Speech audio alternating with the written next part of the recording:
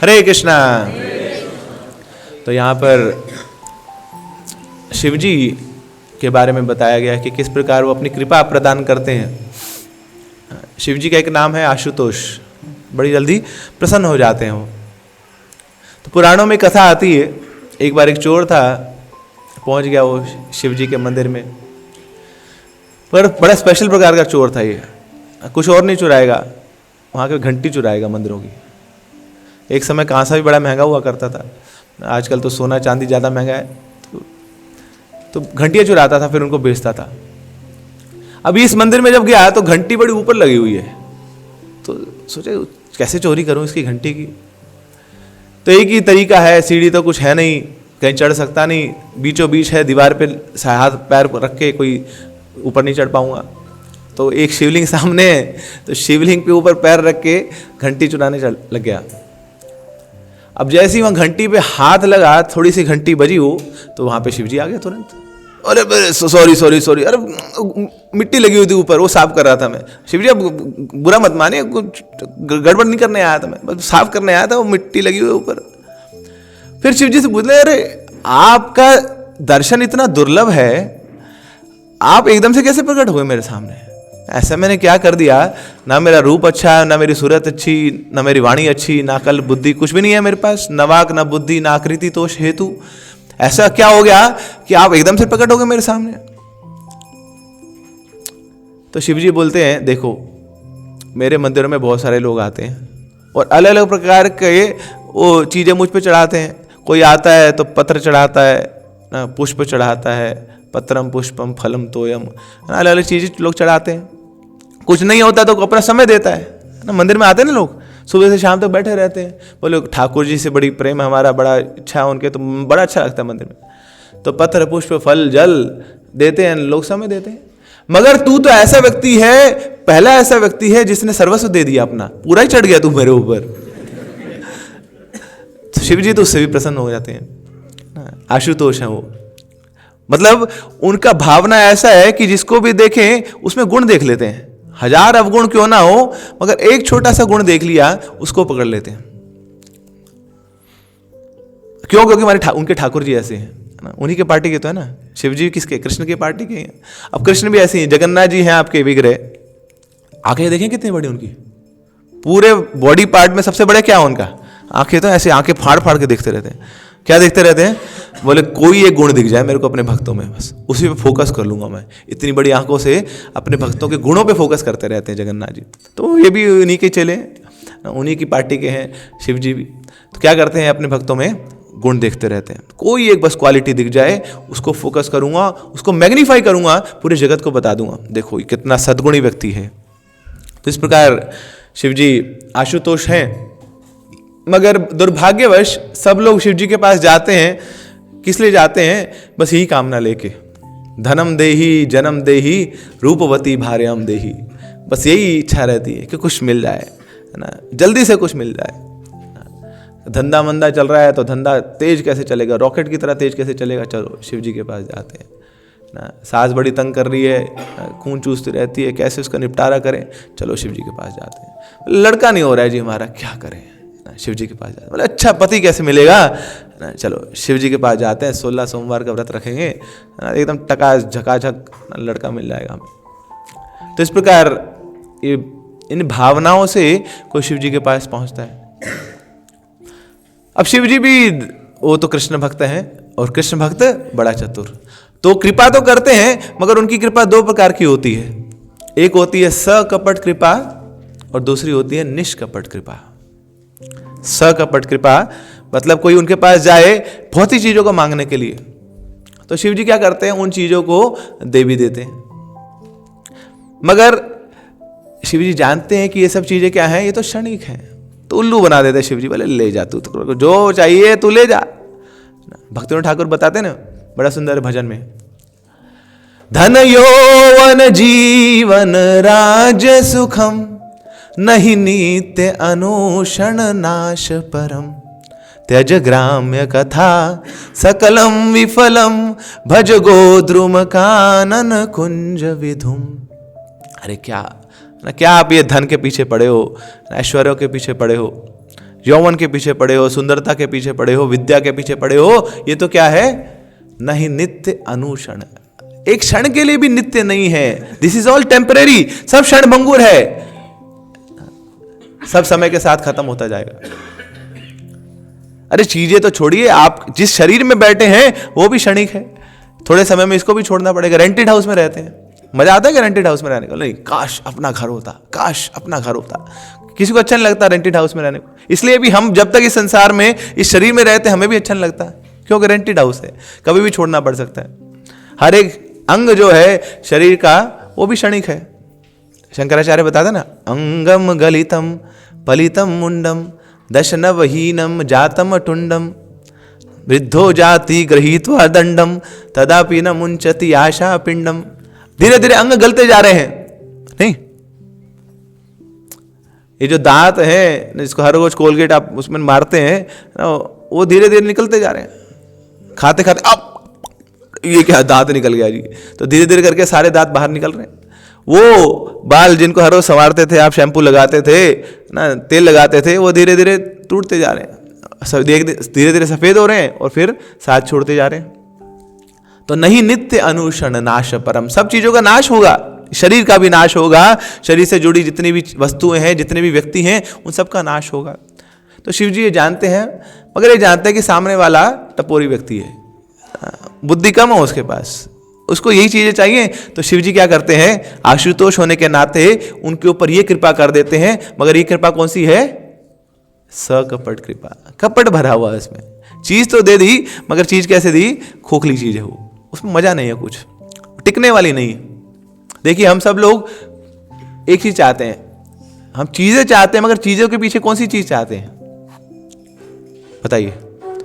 आप खुश है ना, आप कोई लोग फोन चाहते हैं, कुछ लोग कंप्यूटर चाहते हैं। जाओ श्री जगन्नाथ बलदेव सुभद्रा महारानी की,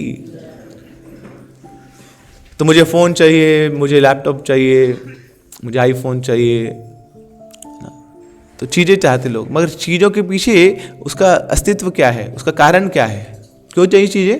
क्या मिलती चीजों से? खुशियां मिलती हैं। मगर खुशी कौन सी चाहिए हमें? ऐसी खुशी जो आए और चली जाए? नहीं, ऐसी खुशी जो हमेशा साथ रहे, that is called permanent happiness. तो शिव जी चीजें तो दे देते हैं, मगर चीजों से मिलने वाली जो असली खुशी है वो छुपा के रखते हैं। इसलिए वो जो कृपा है वो कौन सी कृपा है? कौन सी कृपा है? सकपट कृपा। उसमें कपट है, उसमें डुप्लिसिटी है। वो चीज नहीं देने वाली है जिस चीज की हमें आकांक्षा है। दिख तो जाएगी वो चीज, मिल भी जाएगी वो चीज, मगर उससे मिलने वाला जो आनंद है उसकी अनुभूति नहीं हो पाएगी, वो नहीं मिल पाएगा हमें। तो इसलिए ये सकपट कृपा है। वृतासुर, उसने भी तपस्या करी थी, शिव जी की तपस्या करी। क्या तपस्या में क्या मांगना चाहता था? कि जिसके ऊपर हाथ रखूं भस्म हो जाए वो। तब ये तपस्या का फल जब उसको मिल गया, ये सिद्धि मिल गई, अब आसक्त हो गया वो। कौन? अपने जो गुरु जी हैं उन्हीं की पत्नी से, पार्वती से आसक्त हो गया। तो पार्वती को देख के मति भ्रष्ट हो गई वृतासुर की। तब शिव जी पहुंचे दौड़े दौड़े भगवान के पास, बोले ठाकुर जी ये क्या हो गया? मैंने वरदान दिया, मुझे ही मारने पे तुला ये। तो तब ठाकुर जी आए, नहीं छोटे से बालक के रूप में। तो छोटा सा बालक, बड़े मनमोहक बालक है वो। तो वृतासुर जब उस बालक को देख रहा है, तो बालक को देख के बड़ा आसक्त हो गया, बड़ा मोहित हो गया। वो छोटा सा बालक है, डांस करने लग गया, डिग डिग डिग डिग डिग डिग डिग डुक डुक डुक डुक डुक डुक डुक। तो वृतासुर भी देख के नाच करने लग गया, उसको डांस करने लगे। वो बच्चा जैसे जैसे डांस कर रहा था, वृतासुर वैसे वैसे डांस कर रहा था। तो बच्चा ऐसे ऐसे करके डांस कर रहा है, तो वृतासुर ऐसे ऐसे डांस कर रहा था। हाथ रखा सिर पे, भस्म हो गया, उसकी डुगडुगी बज गई, क्योंकि वही तो वर मांगा था, जिस पे हाथ रखूं वही भस्म हो जाए। तो अपने सिर पे हाथ रख लिया। तो ऐसी ना शिव जी कृपा तो देते हैं, मगर कौन सी कृपा है? सकपट कृपा है। ऐसे लोगों को जो भौतिक इच्छाएं चाहते हैं, उनकी भौतिक इच्छाओं को पूर्ण भी कर देते हैं, मगर वही भौतिक इच्छाएं उनके नाश का कारण भी बन जाती हैं। तो इस प्रकार शिव जी जो उनको ऐसी कृपा चाहते हैं, शिव जी उनको सकपट कृपा दे देते हैं। मगर लोग ये नहीं जानते कि यार किससे क्या मांग रहे हैं। सामने वाले की योग्यता को देख के चीज मांगी जाती है। अब आप लोहार की दुकान पे जाओ, वहाँ जाके बोले वो दिखाना वो 24 कैरेट गोल्ड, बोले लल्लू लाल कहाँ पे है, लोहार हूँ मैं, I sell iron, I don't have gold, you are on a wrong shop, जाओ कहीं और जाओ या दिमाग का इलाज कराओ पहले, कहाँ पे आ गया तुम, मेरे पास वो चीज़ नहीं मिलती है। तो ऐसे ही शिव जी खुद कौन है देखिए, लोग उनके पास भौतिक चीज़ों को मांगने जाते हैं, मगर खुद कौन है, वो परम वैरागी है। अरे पहनने को कपड़ा नहीं है ना, वो क्या पहनते हैं, वो मृग चर्म की छाल पहनते हैं या शेर की छाल पहनते हैं, पहनने को कपड़ा नहीं, नग्न रहते हैं ना, और कपड़ा नहीं है तो फिर वो क्या कर लेते हैं, वो जो शमशान से जो राख मिलती है, चिता से जलती हुई, उस राख को लगा लेते हैं। और फिर कोई अलंकार भी नहीं है तो अलंकृत कैसे करते हैं अपने, बोले सांप, वो भी जिंदा, वो गले में डाल लेते हैं, बोले चचका लग रहा हूँ ना, अच्छा लग रहा हूँ मैं, कैसे लग रहा हूँ मैं, बोले बोलो ना अच्छा नहीं लग रहा, बहुत बुरे लोग ना, ये सांप आएगा डसेगा, ये बोले अच्छा लग रहा हूँ मैं, अच्छा लग रहा है, बहुत अच्छे लग रहे हैं जी आप, सुंदर लग रहे हैं, सुशील लग रहे हैं आप। तो ये शिव जी हैं। और आसपास कौन लोग रहते हैं, सब भूत प्रेत पिशाच रहते हैं उनके। तो खुद परम वैरागी है, कुछ नहीं है उनके पास, अरे कुछ क्या छोड़िए, मकान नहीं है रहने को, शादी और कर ली ऊपर से। अब शादी के बाद घर में मकान नहीं हो तो क्या हाल होगा बताइए ना, हर रोज कलेश होगा वहाँ पे ना। बोले पहले आपने बोला था हमारा घर होगा, अभी मैं प्यार से बात कर रही हूँ आपसे ना, ले लो लोन पे ले लो, भर लेंगे हम EMI, और फिर थोड़ी देर बाद क्या कहा, ये खोटे में ठहरा दिया हमें है ना, कब लोगे अपना घर। तो हर रोज यहीं पे कलह चलती है, अपना घर होगा, अपना घर होगा, तो हर रोज ये बात चलती थी। और शिव जी बोले यही अपना घर, ये पेड़ के नीचे। वो भी कहाँ रहते हैं, अपने अपने कैलाश में नहीं रहते हैं, वो अपना घर भी कहाँ पे उनका, वो दोस्त के पास। अब कुबेर के मित्र है ना वो, तो कुबेर के वहाँ पे आंगन में एक जो पेड़ है उसके नीचे रहते हैं शिव जी पार्वती के साथ। तो पेड़ भी अपना नहीं है, वो भी पेड़ भी किसी और का है, उसके पेड़ के नीचे रहते हैं। तो ये है शिव जी परम वैरागी। स्वयं महेश शशरो नगेश सखा धनेश तनयो गणेश तथापि भिक्षाटनम एव शंभु तदीयपि बलीयसी हरेरेव अच्छा। कौन है शिव जी? स्वयं महेश, महाईश, ईशों के ईश हो। So he is the controller of all demigods. जितने भी देवता हैं उनके जो कंट्रोलर हैं वो शिव जी हैं। स्वयं महेश शशरो नगेश। और ससुर कौन है? वो नगेश, पहाड़ों के जो राजा हैं वो ससुर हैं शिव जी के। सखा धनेश। और मित्र कौन है उनके? Kuber, who is the treasurer. जो सारी संपत्ति है जिनके पास रहती है वो है कुबेर, और कुबेर के मित्र हैं शिव जी। तो स्वयं महेश शशरो नगेश सखा धनेश तनयो गणेश। और पुत्र कौन है? गणेश उनके पुत्र हैं। कौन है गणेश? विघ्न हरता, तो विघ्नों को दूर कर दे, वो है गणेश। तो ऐसे ओहदा है शिव जी का कि इतने बड़े देवताओं के तो वो ईश है ना, कुबेर के फ्रेंड हैं, गणेश उनका पुत्र है, और ससुर जी भी बड़े बलशाली है, बड़े शक्तिशाली है। मगर उसके बावजूद क्या करते हैं शिव जी? तथापि भिक्षाटनम एव शंभु। उसके बाद भी वो क्या करते हैं? भीख मांगते रहते हैं, कटोरा लेके भीख मांगते रहते हैं। मगर किस लिए? बली असी हरे रविच्छा। केवल और केवल उनके ठाकुर जी उनसे ऐसा चाहते हैं, इसलिए वो कार्य करते हैं कि जो हरि चाहते हैं, जो भगवान चाहते हैं वो करने के लिए तैयार हैं शिव जी। ये उनकी स्थिति है। तो इसलिए ऐसे शिव जी की कृपा किसको मिल जाए उसका तो बेड़ा पार हो जाएगा। तो हम बताना चाह रहे हैं आपको कि वो शिव जी जो इतने परम वैरागी हैं, रहने को घर नहीं है, पहने को कपड़े नहीं है, उनके पास जाके हम बोलते हैं, बोले हमें दे दो जी, सोना चांदी दे दो, रूबीज डायमंड दे दो हमें। अरे लल्लू लाल, खुद कुछ नहीं है उनके पास, वो दे क्या देंगे?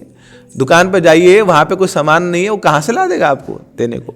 तो वही शिव जी का हाल है। परम विरक्त हैं, परम वैरागी हैं, तो वो जानते हैं कि ये सारी चीजें क्या है, ये तो अपव्यय है, समय का अपव्यय है। This is just wastage of time. चीजों के पीछे भागना, क्योंकि चीजें ना तो क्षणिक है। मगर मुझे क्या चाहिए? मुझे तो हरि की भक्ति चाहिए ना, यही मेरा अस्तित्व है। वो मुझसे मांगो तो वो मैं दे दूंगा आपको, वो पूर्ण रूप में दूंगा। मगर केवल चीजें मांगते रहोगे ना तो हमेशा दुखी रहोगे। मैं दे तो दूंगा मगर उसके बाद भी तुम्हें उन चीजों से खुशी नहीं मिलेगी। तो अब थोड़े समय में क्या हुआ, शिव जी अब कान भर गए, बोले कितना सुनूंगा मैं इसे, इतना बोलती है ये, घर दिला दो घर दिला दो घर दिला दो। तो एक दिन शिव जी ने ठान लिया, चलो भाई इसको घर ही दे देते हैं। तो अपनी सिद्धि से ना he created a floating palace, palatial palace, बहुत बड़ा बड़ा विशाल हवा में झूलता हुआ एक बड़ा विशाल बंगला बना दिया शिव जी ने। बोले आ जाओ पार्वती, चलो देखते हैं इसमें खुश रह लोगी क्या। अब नया घर है तो वहाँ पे उसकी हाउस वार्मिंग सेरेमनी भी होगी, गृह प्रवेश भी होगा। तो गृह प्रवेश में ब्राह्मणों को बुलाया जाएगा, सारे ब्राह्मणों को बुलाया वहाँ पे, और फिर ब्राह्मण उनको भोज कराया गया और जाते जाते उपहार दिए गए। तो सारे ब्राह्मण जा रहे हैं धीरे धीरे, थैंक यू शिव जी, मज़ा आ गया, क्या खिलाया, क्या वंडरफुल फीस्ट हुई, मज़ा आ गया, थैंक यू सो मच। सब जाते गए। फिर एक ब्राह्मण था, अब उसका मन अटक गया उस घर में, बोले बड़ा बढ़िया है ये। तो शिव जी से पूछते बिल्डर कौन है इसका, बनाया किसने। बोले शिवा में का ये ना, अपना ही है, इन हाउस है, अपनी कंस्ट्रक्शन कंपनी है, खुद बना देते हैं हम। अच्छा वो मतलब पोजेशन मिल गया आपको। बोले हाँ पोजेशन मिल गया, तभी तो आए यहाँ पे। बोले ये ईएमआई पूरी दे दी आपने इसमें। पूरी फुली पेड है। बोले अच्छा सब कुछ दे दिया। तो ब्राह्मण देवता आप बताइए आपको क्या सेवा कर सकते हैं। बोले सेवा क्या ही दे दो, बना बनाया घर है ना, आप तो ऐसे आप खुद क्रिएट कर सकते हो तो हजारों और क्रिएट कर लेना, एक छोटा मोजा मुझे दे दोगे, क्या दिक्कत क्या है। अब शिव जी उठाए अपना एक थैला, थोड़ा सा उस थैले में जो कमंडल था ना, और तो निकल के चले। बोले चलो पार्वती। बोले कहाँ चलो। बोले चलो वहीं पे कुबेर के पेड़ के नीचे, वहीं घर अपना। बोले ये इतना बड़ा किस लिए बनाया, तो मांग लिया उसने, ब्राह्मण ने मांग लिया, अब तो वचन दे दिया हमने, तो छोड़ गए। तो वो अच्छा वाला पैलेस जो था वो छोड़ के भी वापस आ गए पेड़ के नीचे। तो ये शिव जी परम वैरागी। मगर उनके पास लोग जाते हैं, बोले ये दे दो, चवन्नी दे दो, अठन्नी दे दो। अरे लोकल है ना, क्या मांग रहे हो। वो जो आपको करोड़ों दे सकता है, जो आपको महल दे सकता है ना, जो आपका पूरा जीवन संवार सकता है, उसके पास क्या ना ये छोटी छोटी चीजें मांग रहे हैं हम ना, केवल भौतिक चीजें मांग रहे हैं हम। अरे वो जो हरि की भक्ति दे सकता है, कृष्ण के चरणों का प्रेम दे सकता है, गोलोक धाम दे सकता है, उसके पास जाके क्या हाथ फैलाते हैं कि ओ शिव जी ना मेरी इच्छाएं पूरी कर दो, मेरी जॉब लगवा दो ना, अच्छी पत्नी दे दो, अच्छा पति दे दो ना। तो शिव जी देख लेते हैं कि अरे इस व्यक्ति की पढ़ाई लिखाई अच्छी नहीं हुई, अनपढ़ है, ये गवार है, इसको पता नहीं कि क्या मांगना है, राजा के सामने जाके क्या मांगना है इसको कुछ पता नहीं है। तो इस प्रकार शिव जी सकपट कृपा करते हैं। मगर ऐसा भक्त जो शिव जी के पास जाता है और शिव जी से हरि भक्ति मांगता है, कृष्ण की भक्ति मांगता है, तो शिव जी उसको अपना मानते हैं, उसको गले लगाते हैं, और फिर उसकी जो हृदय इच्छा है, जो स्पिरिचुअल डिजायर है, शिव जी वो पूर्ण करते हैं। तो ये शिव जी की कौन सी कृपा है, ये निष्कपट कृपा है, इसमें कोई कपट नहीं है। आप देखिए इस्कॉन में कृष्ण भक्ति में जो लोग आए ना, तो उसमें से 80 से 90% लोग वही होते हैं जो पहले शिव भक्ति कर रहे होते हैं। और शिव जी क्या करते हैं, जब देखते हैं अरे बच्चा बड़ा बड़ा सुपर पढ़ाई कर रहा है, ये तो क्रीम क्लास है ना, तो शिव जी क्या करते हैं, उसको धक्का मारते हैं, बोले चल अगली क्लास में चल, कब तक यहाँ टिका रहेगा, कब तक मेरी भक्ति करता रहेगा, चल आगे चल कृष्ण भक्ति कर अब तू। तो ये शिव जी की कौन सी कृपा है, निष्कपट कृपा। एक टीचर जो होता है ना, तो टीचर की क्लास में कुछ बड़े ऐसे अच्छे पढ़ने लिखने वाले बच्चे होते हैं, 99%, 99.5%, मतलब एक एक मार्क्स के लिए तलवारें चल जाए वहाँ पे। तो वो टीचर क्या चाहता है, जो अच्छा टीचर होगा ना, जो निस्वार्थ टीचर होगा, सेल्फलेस टीचर होगा, चाहे वो जल्दी से इसकी जंप लगा के 2-3 क्लास आगे भेज दें इसको, इतने अच्छे पढ़ाई करता है, is so mature, so smart, so intelligent. तो कभी ये नहीं चाहता मैं इसको फेल करता हूँ, मैं बार बार मेरी क्लास में रहेगा, मेरे पास आएगा, पढ़ता रहेगा, इसको प्रोमोट करो। तो ऐसे ही शिव जी ही सच अ सेल्फलेस टीचर। बोले ठीक है, तुमने मेरी भक्ति करी, मेरे पास आए, वो जल चढ़ाया शिवलिंग पे, अब चलो अल्ले मेरी लात खाओ और आगे जाओ। अब क्या करो, अब कृष्ण भक्ति करो, अब कृष्ण के मंदिर में जाओ, उनकी आराधना करो। तो ये है शिव जी का हृदय। तो ये उनकी कौन सी कृपा है, निष्कपट कृपा। और देखिए ऐसा नहीं ना कि साधारण व्यक्ति शिव जी की पूजा करते हैं, जो ब्रजवासी हैं उन्होंने भी शिव जी की आराधना करी। नंद बाबा शिवरात्रि के उत्सव पे गए थे अंबिका वन में, गुजरात में, वहां पे शिवलिंग है, वहां पे जाके शिव जी की आराधना करी। क्या कि हमें ये जो हमारे लाला हैं, हमारे जो कृष्ण हैं, वो हमेशा सुरक्षित रहें, इसके लिए नंद बाबा ब्रज से लेके गुजरात गए पैदल और वहाँ पे जाके शिव जी की आराधना करी। एक ही उद्देश्य था कि हमारे कृष्ण वो सुरक्षित रहें, वो प्रसन्न रहें, वो खुश रहें। ये ब्रजवासियों का हृदय है। सारे ब्रजवासियों की एक ही चिंता रहती है, कैसे और कैसे ना कैसे करके हम कृष्ण को खुश रखें। तो ऐसे जो भक्त होते हैं, शिव जी उनको ऊपर खूब कृपा करते हैं। बोले हाँ, ये इंटेलिजेंट व्यक्ति है, इसके पास इसकी बुद्धि बड़ी तेज है, इसने पढ़ाई लिखाई अच्छी करी है, ये जानता है कि जीवन का उद्देश्य क्या है। तो शिव जी बड़ी जल्दी उसकी इच्छाएं पूरी कर देते हैं, उसकी आध्यात्मिक इच्छाएं पूरी कर देते हैं। तो प्रभुपाद जी से किसी ने पूछा कि प्रभुपाद जी, ये जो कृष्ण भक्त हैं उनको शिव जी की आराधना कैसे करनी चाहिए? तो फिर शास्त्रों में वर्णन आता है कि शिव जी की आराधना कैसे करनी चाहिए। तो शिव जी की आराधना वैसी होनी चाहिए जैसे एक चिड़िया है, अभी जैसे मानो अंडे से निकली है, वो जिस प्रकार उसकी आसक्ति रहती है अपनी माँ के प्रति, उसको देखने के लिए, उसके पास जाने के लिए, तो हम शिव जी से ही मांगे कि ओ शिव जी, हमारी कृष्ण के प्रति ऐसी आसक्ति हो जाए जैसे उस चिड़िया की है, जैसे अभी अंडे से निकली अपनी माँ के प्रति। कि ओ शिव जी, हमें हमारे कृष्ण के चरणों में ऐसी आसक्ति हो जाए जैसे एक बछड़े की होती है जो अपनी माँ का दूध पी रहा है। बछड़े को दूर कर तो कैसे वो वापस पुनः चली जाती है, पुनः चला जाता है माँ के पास, गाय के पास। तो मन मानस मधुकर, रूप गोस्वामी बताते हैं कि जैसे बार बार एक जो हनी बी होती है वो बार बार फूलों के ऊपर जाती रहती है, तो उसका मन हमेशा उन फूलों के ऊपर रहता है। तो ऐसी कि ओ शिव जी, हमारा जो मन है वो कृष्ण के चरणों में ऐसा फंस जाए, उससे बाहर के निकल ना पाए। और कैसे, और क्या प्रार्थना करें शिव जी से? ओ शिव जी, हमारी कृष्ण के चरणों में ऐसी रति जागृत हो जाए जैसे एक नवविवाहित वधू की होती है अपने पति के लिए। जब उसका पति दूर चला जाता है, ऑफिस के कार्य से कहीं दूर चला गया है, तो किस प्रकार उसका चिंतन कर रही है, दिन रात सुबह शाम, उसका श्रृंगार करने का मन नहीं कर रहा है, उसका सजने संवरने का मन नहीं कर रहा है, घर से बाहर जाने का मन नहीं कर रहा है। तो ऐसी उसकी स्थिति हो जाती है, तो वही स्थिति हमारी हो जाए। ऐसा आशीर्वाद शिव जी आप हमें दें कि अभी हम कृष्ण से बहुत दूर हैं ना, और कृष्ण के ही अंश हैं हम, मगर उनके बिना अब हमारा मन ना लगे। तो ये इच्छा पूरी करो शिव जी। तो इस प्रकार शिव जी की आराधना करनी चाहिए कृष्ण भक्तों को।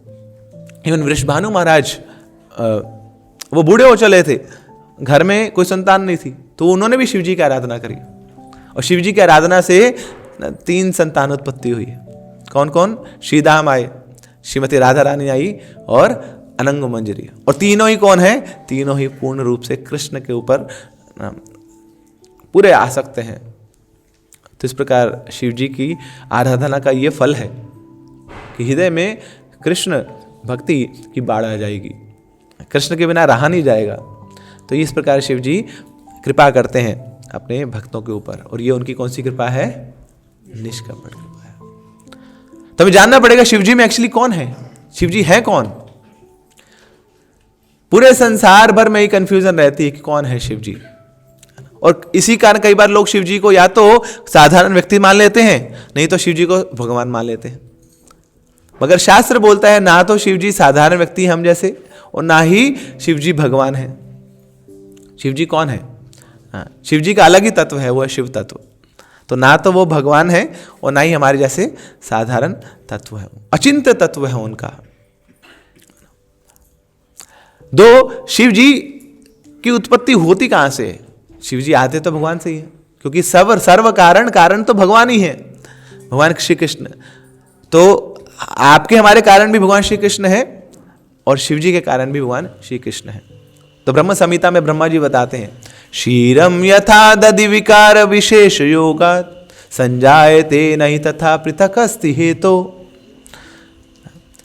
कि रात को मान लीजिए आपने एक दूध का गिलास लिया, उसको थोड़ा उबाला दे के सुला दिया, बोले सो जा बेटा सो जा, रात हो गई है तू सो जा। फिर हल्का सा उसमें खट्टा मिला दिया, तो सुबह अब वो दूध क्या बन जाता है? और दूध नहीं रहता, वो दही बन जाती है। तो दूध से दही बन गई, तो दही आई कहां से? दूध से आई, मगर अब वो दही दूध नहीं है। तो इसी प्रकार ये जो शिव जी हैं, ये आए तो भगवान श्री कृष्ण से हैं, मगर अब इनका तत्व अलग हो चुका है। अब वो विष्णु तत्व नहीं रहे, वो अब अलग शिव तत्व बन चुके हैं। मगर ये शिव तत्व है कैसा ना, ये भक्तावतार का तत्व है, भक्त अवतार। कि कई बार भगवान भी आते हैं एक भक्त के रूप में और अपनी भक्ति सिखाते हैं हमें। अपनी आचार्य प्रभु जीव सिखाए। जैसे ही भगवान श्री कृष्ण आते हैं चैतन्य महाप्रभु के रूप में, तो चैतन्य महाप्रभु श्री कृष्ण ही है मगर एक भक्त के रूप में है। ऐसे ही भगवान श्री कृष्ण आते हैं कई बार गोवर्धन के रूप में, तो गोवर्धन कृष्ण ही है मगर एक भक्त के रूप में। ऐसे ही भगवान श्री कृष्ण आते हैं बलराम जी के रूप में, तो बलराम जी कृष्ण ही है, एक ही स्वरूप दोनों भिन्न मात्र का है, मगर अब वो भक्त के रूप में आ रहे हैं, भगवान की भक्ति सिखाने के लिए आ रहे हैं। तो ऐसे ही शिव जी भी उसी भक्तावतार के रूप में है कि आए तो श्री कृष्ण से ही हैं मगर अब वो भक्त के रूप में आए हैं। तो ऐसे भक्त की महिमा गाना बड़ा मुश्किल है, बड़ा कठिन है, बड़ा अचिंत्य तत्व है। एक तो उनका रूप है वो संशय में डालने वाला है, मृग चर्म की छाल डाली हुई है, बबूत लगाई हुई है जो शमशान से निकली है, सर्प घूम रहे हैं गले में, आसपास भूत प्रेत पिशाच हैं। ऐसे शिव जी का स्वरूप है, तो स्वरूप देखते ही संशय आता है। और साथ में उनका चरित्र भी ऐसा, उनके कार्यकलाप भी ऐसे हैं, कोई अच्छा वाला व्यक्ति देख के भ्रमित हो जाए, ये भगवान के रूप है। मगर उसके बावजूद ना शिव जी कौन है, वो भगवान के भक्त के रूप में आते हैं, भक्ति सिखाने के लिए आते हैं। तो आसान नहीं है शिव जी का गुणगान करना, शिव जी का बखान करना, शिव जी को जानना। मगर फिर भी हम प्रयास करते हैं शिव जी के चरित्र का बखान करने के लिए, शिव जी को जानने के लिए। क्यों?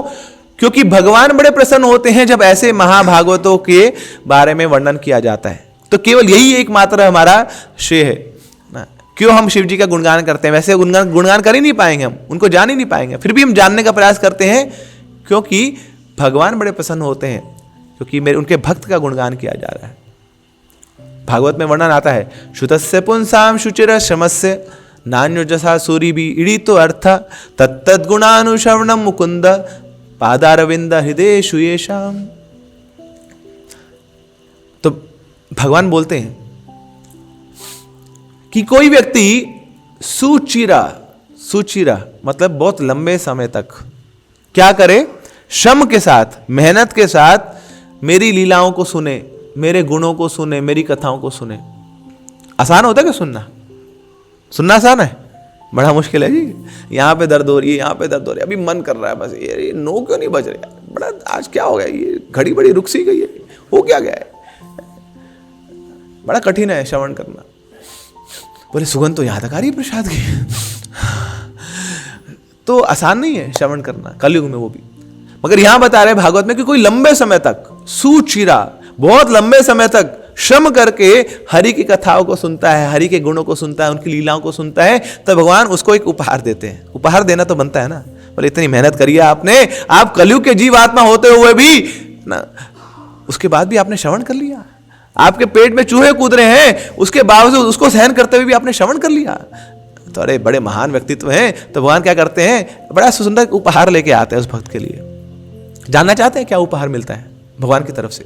भगवान बोलते हैं ऐसा भक्त जो मेरी लीलाओं को लंबे समय तक श्रम करते हुए सुनता है, तो मैं उसको उपहार देता हूं। क्या उपहार देता हूं? उसको अपने भक्त की लीलाओं सुनने का योग्यता दे देता हूं। तो सोचिए, भगवान भी आतुर रहते हैं अपने भक्तों की लीलाओं को सुनने के लिए। भगवान बोलते हैं अरे मैं खुद नहीं समझ पाता अपने भक्तों की महिमा को, मुझे आना पड़ता है चैतन्य महाप्रभु के रूप में उनके हृदय को समझने के लिए। क्या प्रेम रहता है इनका मेरे प्रति।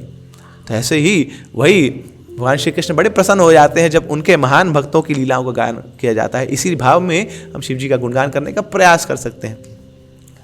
तो स्वयं भागवत में वर्णन आता है, मेरे पीछे दोहरा, ये बड़े प्रसिद्ध श्लोक है ये, निम्न गानाम यथा गंगा देवानाम अच्युतो यथा वैष्णवानाम यथा शंभु पुराणानाम इदम तथा। जिस प्रकार सारी नदियों में गंगा श्रेष्ठ है, जिस प्रकार सारे पुराणों में श्रीमद् भागवत पुराण सर्वश्रेष्ठ है, जिस प्रकार सारे ईशों में ये जो भगवान श्री कृष्ण है, हरि है, ये सर्वश्रेष्ठ है, उसी प्रकार सारे वैष्णव संप्रदाय में, सारे वैष्णवों में ये जो शिव जी हैं ये सर्वश्रेष्ठ वैष्णव है। So Shiv ji is the topmost devotee, उनसे बड़ा कोई भक्त है नहीं। तो अगर किसी से भक्ति सीखनी है तो शिव जी के माध्यम से बड़ी जल्दी वो भक्ति सीख सकता है और भक्ति में अग्रसर हो सकता है। भक्ति की प्रगति बड़ी तेजी से होती है जो शिव जी की आराधना करते हुए, शिव जी के पदचिन्हों पे चलते हुए वो भक्ति करता है। इसलिए हम शिव जी का बखान करते हैं, शिव जी के गुणों का बखान करते हैं, उनकी लीलाओं को श्रवण करने का प्रयास करते हैं। तो क्योंकि शिव जी बहुत प्रेम करते हैं भगवान से, उनका हृदय हमेशा आप्लावित रहता है कृष्ण प्रेम से, और वो कृष्ण प्रेम दे भी सकते हैं। वृंदावन विश्वनाथ चक्रवर्ती ठाकुर बाद ने बड़ा सुंदर शिव जी की आराधना करते हुए एक श्लोक लिखा है। वृंदावन वनिपते जय सोम सोम, मोले सनंदन सनातन नारडेड्य, गोपीश्वर व्रज विलासी युगांग्री पद्मे। तो इस प्रकार विश्वनाथ चक्रवर्ती ठाकुर आराधना कर रहे हैं शिव जी की। क्या बोलते हैं? वृंदावन वनिपते। ये जो शिव जी हैं ना, जितने महान है ना, ईशों के ईश हैं, वो कार्य क्या करते हैं? वो ब्रज की भूमि पे जाकर वहां पे गार्डिंग का काम करते हैं, सुरक्षा प्रदान करते हैं ब्रज को, गार्ड बन जाते हैं, चौकीदार बन जाते हैं, डंडा लेके खड़े रहते हैं। ये अंदर अंदर तू निकल यहां से, है ना, तू अरे अंदर कृष्ण के प्रति बड़ी ना ईर्ष्या है, द्वेषा, निकल बाहर, तेरी एंट्री, नो एंट्री यहाँ पे। तो इस प्रकार शिव जी फिल्टर करते हैं लोगों को। तो गार्डिंग का काम करते हैं, चौकीदारी का काम करते हैं। अब चौकीदारी का काम कोई अच्छा होता है ना? कोई सभ्य पुरुष बोले आप क्या कर रहे हैं? बोले बीटेक कर रहे हैं। अच्छा, बोले कहाँ से कर रहे हैं? बोले IIT दिल्ली से बीटेक किया हमने। अच्छा, क्या प्लेसमेंट होगी? बोले कुछ नहीं, यहीं पे चौकीदार बने हम। बोले अल्लाह भैया, इतना बड़ाई करी, इतने मेहनत करी चौकीदार बनने के लिए। मगर शिव जी बोले नहीं, हम ब्रज के चौकीदार बनने में ही हमारा ना सौभाग्य है। तो इस प्रकार वृंदावन वनिपते जय सोम सोम, और ये जो शिव जी है जो चौकीदार है। अब चौकीदार का चेहरा कैसा होता है? एकदम घटिया, झकास, बेकार, बड़ी बड़ी दाढ़ी होती है, अजीब सा चेहरा होता है उसका, नया धोया होता नहीं, पूरी रात जागता है। मगर ये जो चौकीदार है, अरे क्या बताएं, चौकीदार का जो फेस है दैट इज ग्लोइंग। सोम, सोम मतलब वेरी ब्यूटीफुल, ऐसा औज निकल रहा है इस चौकीदार से। वृंदावन वनिपते जय सोम, सोम मोले। सोम तो है, बड़ा सुंदर है, और सोम का एक और मतलब क्या होता है? चंद्रमा। अब ये जो उनका जो मुखारविंद है शिव जी का, बड़ा सुंदर है। मगर इस मुखारविंद की सुंदरता और बढ़ जाती है क्योंकि इस मुखारविंद के ऊपर एक चंद्रमा विराजमान है जो अपने आप में बड़ा सुंदर है। That half moon is being placed at the head of Shiv ji. तो खुद बड़े सुंदर हैं, मगर now icing on the cake, इस सुंदरता पे चार चांद लग जाते हैं जब एक बड़ा सुंदर चंद्रमा इनके चेहरे पे आ जाता है। तो ये शिव जी का रूप है। मोले सनंदन सनातन नार डेड्या, और ऐसे शिव जी का गान बड़े बड़े संत महात्मा करते हैं ना, सनक सनातन सनत सनंदन जैसे चार कुमार भी इनका गान करते हैं, नारद मुनि जैसे वैष्णव भी इनका गान करते हैं। गोपीश्वर व्रज विलासी युगांग्री पद में प्रीतिम प्रयच निरुपाधि नमो नमस्ते। तो विश्वनाथ चक्रवर्ती ठाकुर बोलते हैं अरे ऐसे शिव जी को मैं प्रणाम करता हूं। क्यों? क्योंकि जो उनका हृदय बन गया। तो ऐसे हृदय भक्त को शिव जी क्या करते हैं? गोपीश्वर व्रज विलासी, वो राधा गोविंद देव जो वृंदावन में निवास करते हैं, वो जुगल जोड़ी जो वृंदावन में केलियां करते हैं, उनके चरणों का आश्रय, उनके चरणों का प्रेम देने में सक्षम है शिव जी।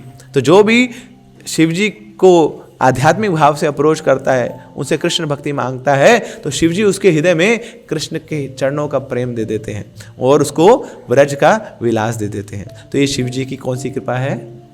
निष्कपट कृपा है।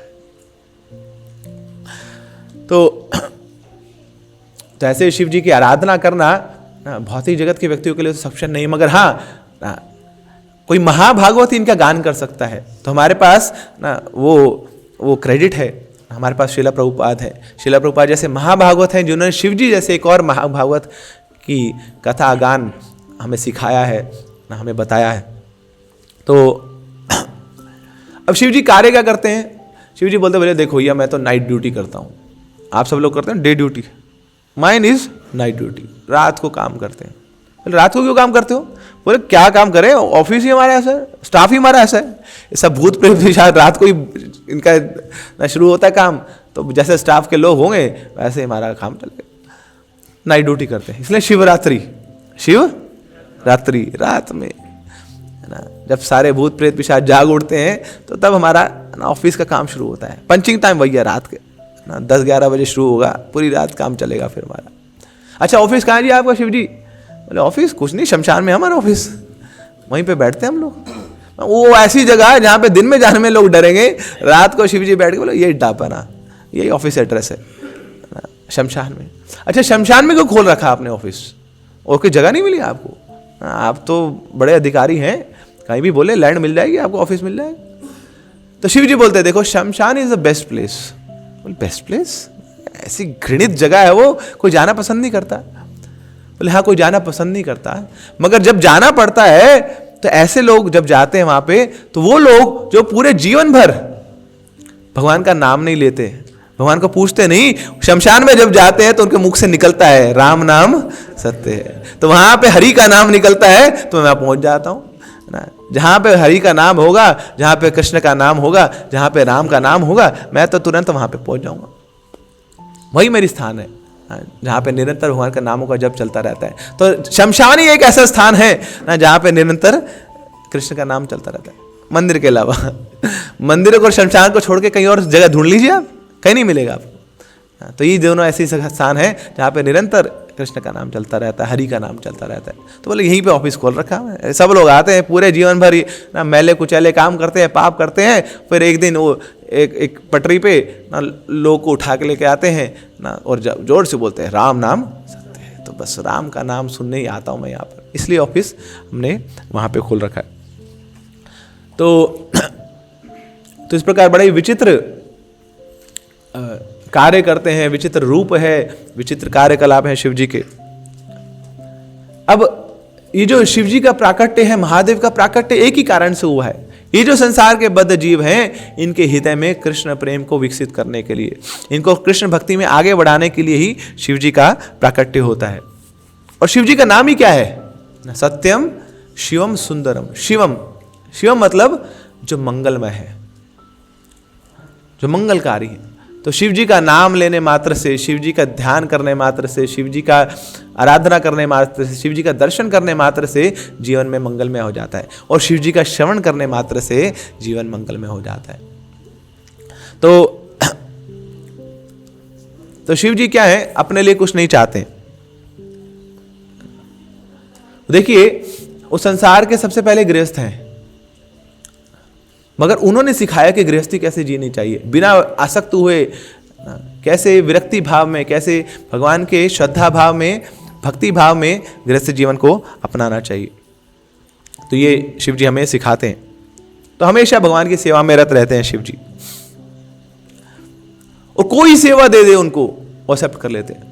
और शिव जी तो ऐसे से प्रोजेक्ट उठाते हैं, भगवान के जो निजी पार्षद जिन प्रोजेक्ट्स को करने को डरते हैं, जिन सेवाओं को करने को डरते हैं, वो शिव जी उठा लेते हैं प्रोजेक्ट। बोले इसमें मजा आएगा, ये कोई और करना नहीं चाहता है, इसमें बड़ा रिस्क है, मगर शिव जी उस रिस्क को लेने के लिए भी तैयार बैठे।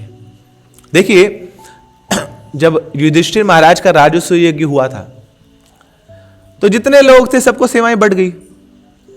कोई बोलता है हम पालकी सजाएंगे, कोई बोलता है हम प्रसाद बांटेंगे, कोई बोलता है हम स्टेज सजाएंगे, सबकी अपनी अपनी सेवाएं। मगर वहां पे जाके ठाकुर जी ने कौन सी सेवा ली? शू स्टॉल। ये कोई करना नहीं चाहता, लोगों के जूतों को हाथ लगाना, अरे ये तो तुच्छ सेवा है। ठाकुर जी बोले कोई नहीं, जो बची है वो हमारे लिए, तो शू स्टॉल हम संभाल लें। तो सेवा करते हैं ठाकुर जी। अब ये शिव जी भी उन्हीं के पार्टी के, बोले जो हमारे ठाकुर जी काम करते हैं उल्टी सीधी सेवाएं जो कोई और नहीं करता वो हमें दे दो जी, वो हम कर लेंगे। तो अब ये शिव जी ऐसी सेवाएं करने को तैयार है। तो क्या किया उन्होंने? देखिए देवासुर संग्राम चल रहा है, आपस में लड़ रहे हैं देव और असुर, समुद्र मंथन कर रहे हैं। तो जोर से सब लोग प्रयास कर रहे हैं, किसके लिए? बोले अमृत मिलेगा। तो पहले जो एग्रीमेंट हुआ बोले आधा आधा, आप मेहनत करो और हम भी मेहनत करें। तो जब दोनों लोग मेहनत करेंगे तो जिसका फल मिलेगा वो भी आधा आधा, तो प्रोपोर्शनेट में सब मिल जाएगा। मगर बाद में क्या हुआ, जब अमृत निकल गया तो असुर है भैया, अपनी प्रवृत्ति सामने आ गई, तो अमृत का वो जो बॉटल है वो लेके भागे। तो सब देवता लोग हाथ धरे बैठे, बोले ये क्या हो गया, असुरों से कौन लड़े, वो तो लेके भागे। अब लेके चले गए सब असुर। तो अब सारे देवता भगवान को कंप्लेंट करते हैं, बोले देखो ये तो चुरा के ले गए सब, बोतल लेके चले गए, पहले बात हुई थी, डील हुई थी, सब आधा आधा होगा। तो वहां बोलते चिंता मत करो। अब देवता बोले चिंता क्या करो, बोतल लेके चले गए, अब क्या होगा हमारा। बोले चिंता मत करो, ले तो गए, पी नहीं पाएंगे, चिंता मत करो। तो बोले कैसे पी नहीं पाएंगे, बोतल खोल के पी जाएंगे गड़गड़ गड़गड़। बोले चिंता मत करो, बोला ना तुम्हें, ले तो गए मगर पी नहीं पाएंगे। अच्छा, तो तब क्या करते हैं, तुरंत भगवान आते हैं मोहिनी मूर्ति के रूप में। ऐसा रूप ना संसार में कभी ऐसा देखा नहीं किसी ने, ऐसी सुंदर स्त्री का रूप ले लिया भगवान ने। ओहो, वहां जो ऊपर के लोग जो अप्सराएं हैं वो शर्मा गए उनको देख के। अरे हम सोचते थे भैया हम ही मिस वर्ल्ड मिस यूनिवर्स, मगर ये क्या, ना तो सारे ताज छीन के लगी हमारे। ऐसे लट्टू हो रहे हैं सब लोग उनके पीछे पीछे, ओए होए होए होए होए ना। ये जो असुर लोग थे जो उस बोतल को ना बोले अमृत है अमृत, अब बोतल को साइड पे फेंक दिए, बोले भाड़ में जाइए बोतल। बोले सामने नाश्ती बोतल सामने आ रही है, असली अमृत आ रहा है, ये बोतल क्या करेंगे, उसको फेंक दिया उन्होंने। तो तब तक क्या कर रहे थे, ये सब असुर लोग लड़ रहे थे आपस में। क्यों लड़ रहे थे, अब देवताओं से तो बोतल ले आए अमृत की, मगर इन असुरों में पहले कौन पिएगा, उसमें लड़ाई चल रही है। बोले देखो मैं हूं ना, मैं सीनियर हूं, मैं 10 साल से आ रहा हूं मंदिर में, देवताओं के मंदिर में, असुरों के मंदिर में, हम सीनियर हैं, हमें मिलेगी पहले बोतल। बोले नहीं नहीं नहीं नहीं, मैं यहाँ का कमांडर हूँ, मैं टेंपल कमांडर हूँ, हमें मिलेगी बोतल पहले। बोले नहीं देखो जी हम बूढ़े हैं, बूढ़े लोग भी सीनियर होते हैं, हमें मिलेगी बोतल पहले। तो आपस में लड़ रहे हैं, झगड़ा कर रहे हैं। इतने में मोहिनी मूर्ति आ गई वहाँ पे, भगवान का वो सुंदर रूप, ऐसे आकर्षित हुए, ऐसे लट्टू हुए, तब सब साइड पे हो गए। अब सब शांति बना के रखें, किसको किसको मिलेगा ये वाला अमृत, सब अमृत चखना चाहते हैं। बोले देखो जी ये बोतल ना आप ले लो, आप जैसे डिसाइड करोगे हम मान लेंगे, आप ही तो है सब कुछ, करता धरता सब आप ही हैं, सब जीवन आपको नहीं सुधारना है, अब आप जो बोलेंगे वो डिसीजन ले लेंगे। तो मोहिनी मूर्ति बोलते जाओ बेटा जाओ, थोड़ा नहा धो के आओ, तैयार हो के आओ, तुम्हें अमृत पान कराती हूँ मैं। तो सब गए, असुर लोग स्नान करने के लिए वापस आए। तब मोहिनी मूर्ति बोलते देखो मैंने डिसाइड कर लिया है। क्या डिसाइड कर लिया है कि देखो बोतल होती है ना, तो बोतल में जो थोड़ा डाइल्यूटेड पार्ट होता है वो ऊपर होता है, जो कॉन्सेंट्रेटेड पार्ट होता है वो नीचे होता है। मजा किसमें ना, नींबू पानी जिसमें मतलब 1 लीटर नींबू पानी जिसमें 10 लीटर उसमें पानी मिला दिया उसको पीना आपको, या उसको कॉन्सेंट्रेट करके थोड़ा आधा लीटर बनाया उसको पीना आपको, बताइए कौन से में मजा है। बोले असली मजा तो कॉन्सेंट्रेटेड वाला ना, एक घुट पियो अंदर तक रू तक आनंद मिल जाता है उसमें। तो फिर ऐसा करते हैं ना, ये जो ऊपर वाला है इसको छलका देते हैं देवताओं को, है ना, जो डाइल्यूटेड पार्ट है ये देवताओं को देंगे वो भी शांत हो जाएंगे बेचारे, कि भाई हमें कुछ मिला, कुछ तो मिला, और जो असली भाग है, असली जो माल है वो तुम्हें पिलाएंगे। ठीक है जी। तो बोले पहले हमें, तो बोले लल्लू लाल हम पहले तुम्हें कैसे दें, धरती पे बोझ हो तुम लोग, अरे पहले ऊपर वाला छलकेगा तभी तो नीचे वाला आएगा। तो सब वहाँ देवताओं को लाइन पे बिठा दिया वहाँ, और मोहिनी मूर्ति उनको पिलाई जा रही है। अब ये जो देवता खड़े होकर देख रहे हैं, बोले खो क्या रहे हैं, ये कर क्या रही है वहाँ पे। बोले हम बस ऊपर से छलकाऊंगी, ये तो पूरा बोतल ऐसे उड़ रही है, ये पिलाना, ये छलकाना होता है क्या, ये तो उड़ेलना होता है, कर क्या रही है। तो एक असुर दूसरे को बोला चुप कर, डाउट नहीं करना, सुंदर स्त्री पे कभी डाउट नहीं करना चाहिए। चैतन्य ना बुद्धि उसकी काम ना करो, डाउट मत करो, संशय मत करो। अब मान नहीं रहे, तो कुछ लोगों ने गुड़ बना कर एक असुर को भेजा वहां पे, बोले जाके देख तो आ क्या हो रहा है वहां पे। तो अपना भेषभूष चेंज करके वहां पहुंच गया ना, वो भी लाइन में बैठ गया वहां। तो सारे देवता लोग लाइन पे बैठ रहे हैं, उनको अमृत मिल ही जा रहा है, और ये असुर था वो भी भेष बदल के वहां साइड पे लाइन पे बैठ गया वहां। अब इसका नंबर आने वाला है, अब नंबर आने वाला तो सोच के बैठ चुका था, बोले भाड़ में जाइए असुर लोग, हट, भेजा तो था उन्होंने देखने के लिए, मगर यहाँ अमृत मिल रहा है लाइन पे ना, अब तो मैं अमृत पी के जाऊंगा, इनका तो छोड़ो, उनकी पार्टी छोड़ के वहां बैठ गया। भेष बदल के। अब जब मोहिनी मूर्ति आई है असुर के पास, भगवान तो सब जानते हैं, सबके हृदय में परमात्मा स्वरूप में बैठे हैं, तो जान गए, पहचान गए ये तो भैरूपिया है। तब उसको अमृत दे तो दिया। अब इतने में सारे असुर आ गए वहां पर और आके वो भांडा फोड़ दिया उसका। बोले अरे ये देवता नहीं है, ये असुर है, हमारी पार्टी का है, देखो भेष चेंज, अपना हुलिया चेंज करके आए। तो वहां उसको पोल खोल दी उसकी। तब तक क्या हुआ था, जो अमृत था वो गले तक तो चला गया था, मगर भगवान ने बोला था, बोले ले तो लेंगे मगर पी नहीं पाएंगे। तो यहां तक पहुंच गए थे। अब क्या किया, मोहिनी मूर्ति ने बोतल छोड़ी और हाथ में आ गया सुदर्शन चक्र, और सुदर्शन चक्र से गला काट दिया उसका। तो पी तो लिया था, गले में आ तो गया था, मगर डाउनलोड नहीं हुआ था, नीचे वहीं पे अटका हुआ था वो। तो वहां से निपटा दिया उसको। अब क्या हुआ, अब ये देखिए, अमृत तो पी लिया, तो जहां तक गया था वहां तक तो अमर हो गया है ना। तो ऊपर जो पार्ट है, सर तो अमर हो गया, अब नीचे कुछ गया नहीं था, वो धड़ नीचे गिर गया उसका। अभी अमर हो चुका है तो केवल मुंह लेके घूम रहा है वहां पे। अब उसको भूख लग रही है, क्या करूं क्या करूं क्या करूं, किसी को तो खाऊंगा, किसी को तो खाऊंगा। तो सामने आ रहा है सूरज, उसको खा ले रहा है। चंद्रमा आ रहा है, उसको खा रहे हैं। अब खा तो लिया, मगर नीचे कुछ पचाने का सिस्टम तो है नहीं, डाइजेस्टिव सिस्टम तो सब खत्म हो चुका है। तो ऊपर से खाता है थोड़ी देर के लिए, नीचे से निकल जाता है, खाता है थोड़ी देर के लिए, निकल जाता है। तो कौन है ये, राहु। तो ग्रहण लगता है ना, तो यही करता है बस। राहु थोड़ी देर खा सकता है, खाने के बाद उसको उड़ेलना पड़ता है, बोले ज्यादा पचा तो पाऊंगा नहीं। तो चंद्र ग्रहण लगता है, सूर्य ग्रहण लगता है, फिर वापस निकाल देता है। तब तो ये इस प्रकार जब अमृत बट रहा था, उससे पहले जब विष निकला था, अमृत की बात ही नहीं थी, तो पहले सबसे पहले विष निकल गया। तो विष निकल गया, तो विष के निकलने मात्र से ही पूरे संसार भर में इतना ताप हो गया, सब जलने लग गया, ऐसा पूरा वातावरण हो गया ना। उसके जो वेपर्स हैं पूरे वातावरण में फैल गए, मरने लग गए लोग। तो सब देवी देवता, सब असुर पसुर खसुर सब चले गए। बोले मर जाएंगे हम, मर जाएंगे, क्या करें क्या करें। तो भगवान के पास जाते हैं, बोले क्या विष दे दिया आपने, ये हलाल विष, क्या करें, कौन पिएगा इसको। तो तब भगवान पूछते हैं, बोले अच्छा ये बताओ, आप ये जो खेल रहे थे ना समुद्र मंथन, इसमें कौन नहीं आया था। बोले कौन नहीं आया था, हाँ एक व्यक्ति था जो नहीं आया था। कौन थे वो, बोले देवानी देव महादेव, वो नहीं आए थे। क्यों, बोले उनको क्या लेना देना है, वो अपने आप में मस्त है भैया, मस्त बाबा है वो अपने खुश रहते हैं। बोले तुम पियो विष, तुम पियो अमृत, है ना, हम तो असली नाम अमृत पीते हैं, हरि के नामों का अमृत पीते हैं, उसमें मग्न है हम जी हम ना। सोचे ततो विमुख चेत सा इंद्रियार्थ। बोले तुम्हारे लिए बड़ा चिंतित हूं मैं, मगर अपने आप में तो मग्न हूं, मुझे किसी चीज की आवश्यकता नहीं है। तो वो तो खूब मजे में है शिव जी, वो नहीं आए।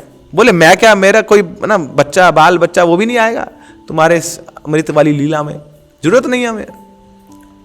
तो तब भगवान बोलते हैं, बोले वही व्यक्ति है ना इस विश्व को संभाल सकता है जिसको अमृत से लेना देना नहीं है। तुम सब लोग अमृत लेने आए थे, इसलिए तुम विष को भी नहीं संभाल पा रहे हो, मगर वो शिव जी, उनको अमृत से कुछ लेना देना नहीं है, तो ये जो विष है उनका कुछ नहीं बिगाड़ पाएगा, उनको बुलाओ। तो सब पहुंच गए वहां पे कैलाश में शिव जी के पास। तो शिव जी को जाके बोलते हैं, देखो जी ऐसी पोजीशन है। अब शिव जी बोलते हैं, देखो भैया मैं तो ठहरा गृहस्थ, फैमिली में वाला व्यक्ति हूं मैं, और फैमिली में एक जो पति है उसके हाथ में कुछ नहीं होता है, सारी चाबी तो हाई कमांड के पास होती है। उनसे जाके पूछ लो, वो बोलेंगे कुछ हाँ कर देंगे तो बात बन जाएगी तुम्हारी। सब पार्वती के पास जाती, तो पार्वती से पहले सब भगवान के पास आ जाते हैं। वो ठाकुर जी को बोलते हैं, बोले ठाकुर जी आप तो बोले कि वो संभाल लेंगे, तो गए थे तुम लोग वहां पे। बोले हाँ गए थे। तो क्या हुआ, बोले इनडायरेक्टली मना कर दिया शिव जी ने। बोले पत्नी को बोलो, पत्नी मानेंगे कभी। बोले जाओ मेरे पति को विष पिला दो तुम लोग, और इनडायरेक्टली मना कर दिया उन्होंने, तो मान नहीं रहे वो। अरे जाओ तो सही, बात तो करो पार्वती से। तो सब जाते हैं पार्वती के पास। तो पार्वती को पहले जाके बोलते हैं, बोले प्रणाम मैया प्रणाम आप सबको, आपको हमारा देखो आपकी बड़े देर से हम इंतजार कर रहे हैं। क्या क्यों क्यों इंतजार कर रहे हो, बोले बस परमिशन चाहिए आपकी। किस लिए परमिशन चाहिए, बोले प्याला पिलाना है। किसका प्याला पिलाना है, विष का प्याला पिलाना है। तो सोच रहे थे बड़े गुस्सा आ जाएगी पार्वती, और जब पार्वती गुस्सा होती है तो कहीं विष भी ठहर नहीं पाता सामने, पूरा जो ब्रह्मांड तहस नहस हो जाता है। तो इस कारण वो पार्वती को अप्रोच नहीं कर रहे थे, मगर भगवान ने बोला है कि जाओ पार्वती के पास जाओ। मगर पार्वती ने जब ये ऑफर सुना तो देवताओं को डांट दी, बोले तुम मेरा वेट कर रहे थे, अरे तुम लोग मरी जा रहे हो, तुम सब मेरे जीवात्मा, मेरे अंश हो, मेरे पुत्र के समान हो, जल्दी जाओ पिलाओ इनको जो पिलाना है, जल्दी पिलाओ। तो बड़े खुश हो गए, ये तो पूरा एकदम ग्रीन सिग्नल मिल गया, पार्वती खुद तैयार बैठी है। तो तब शिव जी को पूछते, अरे शिव जी तुमने क्यों नहीं पिया खुद से, ये तुम्हारे भी तो अंश है।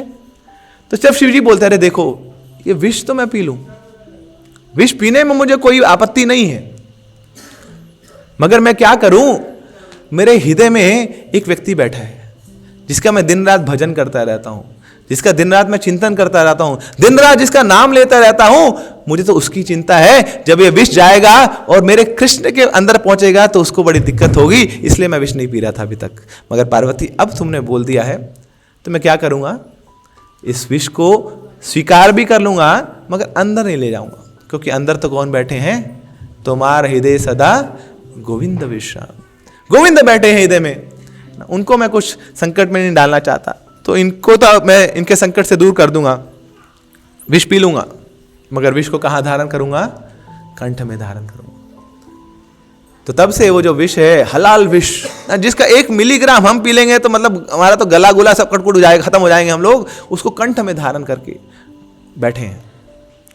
अब सोचिए इन शिव जी का पूरी समुद्र मंथन ऐसा कुछ लेना देना नहीं, वो तो आए भी नहीं, आए होते तो कुछ पार्टिसिपेट करते, कुछ कंट्रीब्यूट करते, कुछ रिजल्ट्स को ना उसको स्वीकार करते, उनका तो कुछ लेना देना नहीं है, मगर फिर भी सब जीवात्माओं के हित के लिए और भगवान के आदेश को स्वीकार करने के लिए उस विष को, हलाल विष को भी अपने कंठ में स्वीकार करने को तैयार है।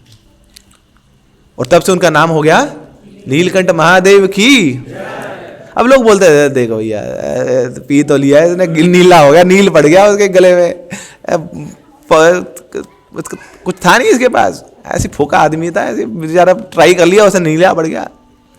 तुम्हारे आचार्य बताते हैं, कह रहे वो जो शिवजी का कंठ नीला पड़ा उस विष के कारण नहीं है, विष तो कुछ बाल भी बाका नहीं कर सकता था उनका, है ना, ऐसे तो करोड़ करोड़ लीटर विष पी जाए वो शिवजी, मगर ये जो कंठ नील क्यों पड़ा, क्यों, क्योंकि वो जो श्याम सुंदर नीलमणि लीला पुरुषोत्तम भगवान श्री कृष्ण है, उनके नामों का उच्चारण हमेशा वो करते रहते हैं, इसलिए उनका नाम है नीलकंठ, इसलिए उनका जो कंठ है वो हमेशा नील ही रहता है, क्योंकि स्वयं साक्षात भगवान यहाँ पे विराजमान है, उनके नामों को हमेशा उच्चारण करते रहते हैं। और केवल एक मुख से नहीं, कितने मुखों से, ब्रह्मा बोले चतुर्मुखे कृष्ण कृष्ण हरे हरे, महादेव पंचमुखे राम राम हरे हरे। ये महादेव ये तो पंचमुख है उनके, और 5 मुखों से हमेशा हरि का नाम गाते रहते हैं। ये उनका उत्साह है, ये उनका भाव है भगवान के नामों के प्रति। रूप गोस्वामी जैसे बताते ना, टुंडे तान वितिम रतिम वितनुते तुंडावली लब्धे। तो रूप गोस्वामी बोलते हैं भगवान ये क्या मैन्युफैक्चरिंग कर रही है आपने, जो आपका मैन्युफैक्चरर ब्रह्मा, इसको पता नहीं है कुछ कैसे डिजाइन करनी है बॉडी। क्या हो गया रूप गोस्वामी, क्यों इतने रुष्ट हो आप ब्रह्मा जी से। तो रूप गोस्वामी बोलते हैं भगवान ये क्या किया ब्रह्मा जी ने, केवल 1 मुख दिया और 2 कान दिए। अरे आपका नाम इतना सुंदर है, इतना मधुकर है, इतना आनंदमय है, 1 मुख से कैसे मैं आनंद लूट पाऊंगा, और केवल 2 कानों से कैसे उनका श्रवण कर पाऊंगा। मैं तो चाहता हूं मेरे लाखों लाखों मुख हो जाएं और करोड़ों करोड़ों कान हो जाएं, और इस लाखों लाखों मुखों से, करोड़ों करोड़ों कानों से आप ही के नामों का मैं उच्चारण करता हूं, आप ही के नामों का मैं श्रवण करता रहूं। हरे कृष्णा कृष्णा कृष्णा हरे हरे, हरे राम राम राम। तो इस प्रकार ये महादेव हैं। तो देखिए तब से उनकी पूजा शुरू हो गई नीलकंठेश्वर महादेव के रूप में। क्या किया था, विष को स्वीकार किया था मगर निस्वार्थ रूप से। तो यहां बताना चाह रहे हैं शिव जी कि देखो कोई निस्वार्थ भाव से भगवान की सेवा करता है कि वो विष भी क्यों ना पी ले, फिर भी उसकी पूजा होती है। मगर दूसरी तरफ वो असुर था, वो राहु, उसने भी विष पी लिया मगर अपने स्वार्थ के लिए। तो अपने स्वार्थ के लिए अगर आप विष पी लेंगे तो फिर आपका गला भी कट जाएगा ना, अपने स्वार्थ के लिए आप अमृत भी क्यों ना पी लेंगे तो फिर भी आपका गला कट जाएगा। मगर निस्वार्थ भाव से आप विष भी क्यों ना पी लें फिर भी आपकी पूजा होगी, भगवान आपको महिमा मंडित कर देंगे। तो ये शिव जी की लीला है, ये शिव जी का भाव है कि हमेशा कृष्ण की सेवा करना चाहते हैं, बेशक कितनी मुश्किल सेवाएं क्यों ना हो। वो गंगा को भूमि पर लाना था, पृथ्वी पर लाना था। गंगा का प्रवाह इतना तेज है, कौन धारण करेगा गंगा को? बोले एक ही व्यक्ति है, वो है शिव जी। तो पूरी गंगा को अपनी जटाओं में समा लिया। अब यहाँ पे भगीरथ जी महाराज बैठे हैं, बोले ये क्या हो गया, इतनी मुश्किल से बुलाया, 3 पीढ़ियां लग गई गंगा को बुलाने में, तो ऑपरेशन सक्सेसफुल, पेशेंट डेड। मतलब गंगा आ तो गई मगर अटक कहाँ गई वो, उसको तो बुलाओ नीचे। तो शिव जी के पास फिर आराधना करते हैं, बोले कुछ करो ना, आप तो लेके बैठ गए। तो शिव जी क्या करते हैं, तब एक जटा खोलते हैं, ऐसे खोलते फिर गंगा की एक धारा आती है ना, जो पृथ्वी इसको सहन कर पाए, और फिर वही गंगा ना पूरे त्रिभुवन को उद्धार करते हुए आगे बहती है। देवी सुरेश्वरी भगवती गंगे त्रिभुवन तारिणी तरल तरंगे। तो पूरे त्रिभुवन को उद्धार करती है वो गंगा। मगर इसमें जो कारण कौन बनते हैं, वो है शिव जी। तो ये उनका भाव है, पूरे जगत का उद्धार करना, निस्वार्थ भाव से सेवा करना, भगवान का प्रेम सबको बांटना। तो ऐसे शिव जी की हम आराधना कर सकते हैं। और क्या मांगना है वो हमने प्रयास किया है ना आज के इस संदर्भ में चर्चा करने का। तो आइए एक बार थोड़ा सा रिवीजन करते हैं ना। तो शिव जी हमने जाना कि कौन है शिव जी, वैष्णवा नाम यथा शंभु, सारे वैष्णव में सर्वोत्तम है। शिव जी का कार्य क्या है ना, सबको कृष्ण भक्ति में आगे बढ़ाना। तो शिव जी आशुतोष हैं, बड़ी जल्दी कृपा करते हैं, मगर उनकी 2 प्रकार की कृपा होती हैं। पहली कृपा कौन सी होती है, सकपट कृपा, और दूसरी कृपा कौन सी होती है, निष्कपट कृपा। निष्कपट कृपा मतलब कि बिना किसी स्वार्थ के जो व्यक्ति उनके पास पहुंचता है और कृष्ण भक्ति मांगना चाहता है, तो निश्चित रूप से उनको कृष्ण का प्रेम देते हैं। साथ में हमने और जाना कि किस प्रकार शिव जी ऐसी सेवाएं करने को तत्पर हैं जो कोई और भक्त नहीं करना चाहता है। बड़ी रिस्की सेवाएं, बड़ी चैलेंजिंग सेवाएं, शिव जी उसके लिए कभी भी मना नहीं करते हैं और हमेशा लालायित रहते हैं। और फिर भगवान क्या करते हैं, ऐसे शिव जी को महिमा मंडित करते हैं, उनकी आराधना पूरे विश्व में होती है। क्यों? क्योंकि भगवान की सेवा में वो हमेशा रत हैं। तो इस प्रकार हम शिव जी के चरित्र से बहुत कुछ सीख सकते हैं और साथ में उनसे प्रार्थना कर सकते हैं। जिस प्रकार आपका भाव है ठाकुर जी की सेवा करने का, तो उसका रंच मात्र भाव हम भी अंगीकार कर पाएँ और हम भी अपने गुरु की प्रसन्नता हेतु ठाकुर जी की सेवा में लग पाएँ। हरे कृष्णा, हर हर महादेव। श्री शिव जी की, जगत गुरु श्रील प्रभुपाद की, ग्रंथराज श्रीमद् भागवतम की। हरे कृष्णा।